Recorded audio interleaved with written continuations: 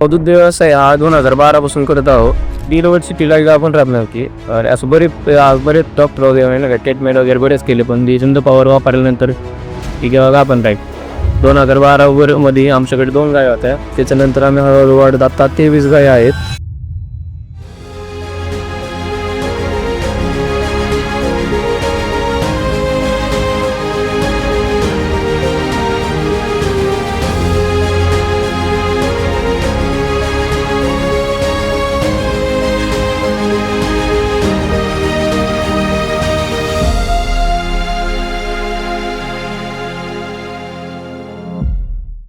नमस्कार प्रेक्षको, दुग्ध व्यवसायामध्ये विविध दुग्ध व्यावसायिकांनी खूप यश संपादन केलेलं आहे.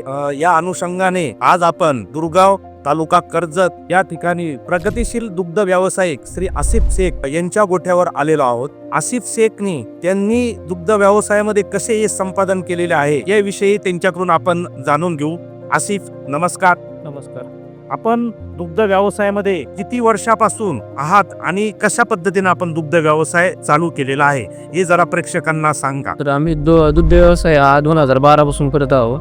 2012 मध्ये आमच्याकडे 2 गाय होत्या. त्याच्यानंतर आम्ही हळूहळू वाढत आता 23 गाय आहेत आणि 10 कालवडी आहेत. तर त्यातील आमच्यातील 15 गायी दुधावरच्या आहेत. आता सध्या त्यांचं 180 लिटर दूध चालू आहे संकलन सकाळ संध्याकाळचं. हा जो दुग्ध व्यवसाय आहे याची कल्पना तुम्हाला कशी सुचली?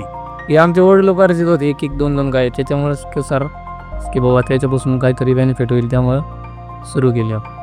मग ज्या वेळेला तुम्ही पारंपरिक व्यवसायापासून चालू केलं त्यावेळेचं दूध उत्पादन, त्या गायीचं दूध उत्पादन 2012 साली चालू झालेल्या व्यवसायामध्ये जी गाय तुम्ही पहिल्यांदा संगोपन केलं त्या गायीचं दूध उत्पादन आणि आज जी तुम्ही 2025-26 साली जी सांभाळताय ह्या गायीच्या दूध उत्पादनामध्ये किती फरक जाणवतोय तुम्हाला? त्या काळच्या गाय आपल्याकडे 10-12 लिटरच्या गाय होत्या जुन्या पद्धतीच्या, आणि आता नवीन ब्रीडनुसार आता 20-25 लिटरची गाय आहे. आता सध्या आपल्या गोठ्यामध्ये 35 लिटर हायेस्ट गोठ्याची गाय असेल. पारंपरिक व्यवसायामधून जी तुमची 10-12 लिटरची गाय होती 2012 साली, आज तुमच्या गोठ्यावरती 20 ते 25 लिटरची गाय तयार झालेली आहे. ही उच्च दूध उत्पादन देणारी तयार झालेली आहे. ही उच्च उत्पादन गाय तयार करण्यासाठी तुम्ही गोठ्यामध्ये कोणकोणते वेगवेगळे प्रयोग राबवले याची माहिती आपल्या दुग्ध व्यावसायिकांना द्यावी. तर आपण काय केलं, पहिल्यांदा ब्रीडिंगवरती काम केलं. चांगले सिमेंट भरले गायांना. त्यानंतर त्या वासराचे संगोपन आपण चांगले केले आणि नंतर त्यांना फीड वगैरे चांगलं देऊन त्यांचं संगोपन करून त्यानुसार चांगल्या दूध उत्पादन देणाऱ्या गायी तयार झाल्या. आणि त्याच्यामध्ये परत आम्ही मुक्त संचार केला, गोठा केला. त्यामुळे बी गायींचे आरोग्य वगैरे व्यवस्थित चांगले राहते. त्यामुळे जास्त दूध देतात. अजून त्यानंतर 24 तास पाण्याची सोय उपलब्ध करून ठेवली गुप्त गोठ्यामध्ये. नंतर आमच्याकडे उन्हाळ्यामध्ये उष्णता तीव्र असल्यामुळे आम्ही पोवर सिस्टम बसवली गायांना. निश्चितच आपला जो भाग आहे तो थोडा अवर्षणग्रस्त म्हटलं तरी हरकत नाही, आणि विशेष म्हणजे उन्हाळ्यामध्ये उन्हाची तीव्रता जास्त असते. या माध्यमातून तुम्हाला फोगरची कशा पद्धतीनं मदत झाली? पोवर सिस्टम बसवल्यामुळे शेडचं जे वातावरण आहे ते थंड राहतं, मेंटेन राहतं चांगलं, आणि त्यामुळे गायींना उष्णता वगैरे होत नाही. त्यामुळे नंतर नाही का गाय लाख्या वगैरे मारत, असं वगैरे मारत नाही गाई. तुमच्या गोठ्यामधील जनावरांचं आरोग्य चांगलं राहावं यासाठी तुम्ही काळजी कशी घेता?